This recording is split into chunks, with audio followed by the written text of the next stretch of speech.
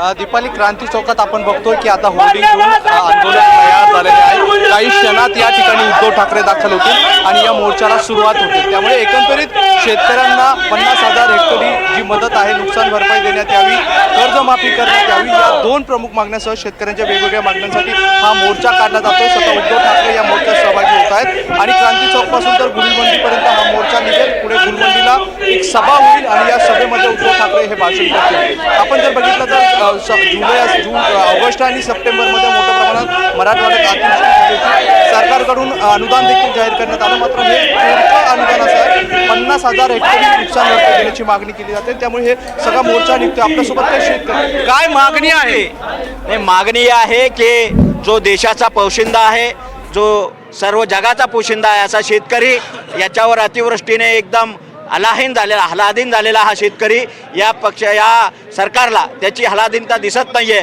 त्याचा हुंबरडा दिसत नाही। तो हंबरडा फोडून सांगतोय, परंतु सरकारला त्याच्याकडे जाऊन त्याची व्यथा ऐकून त्याला मदत करण्याची त्याला कोणतीही सहनशीलता दाखवली नाही, कोणतीही सहानुभूती दाखवली नाही आहे। म्हणून हा हंबरडा मोर्चा काढलेला आहे। किती वेळात मोर्चा सुरू होईल? एक 10 ते 15 मिनिटात पक्षप्रमुख, आदरणीय पक्षप्रमुख आलेले आहे, परंतु मराठवाड्यातून या ठिकाणी लोक येणार आहे आणि सर्व शेतकरी बांधव येण्यासाठी हे मोर्चा एक 10-15 मिनिटांमध्ये सुरू होणार आहे।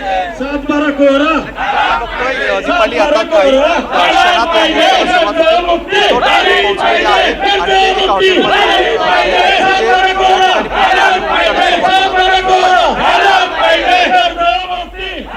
निश्चितच मोहसिन, या सगळ्यावर आपलं लक्ष असेल। तुर्तास धन्यवाद या सविस्तर माहितीसाठी।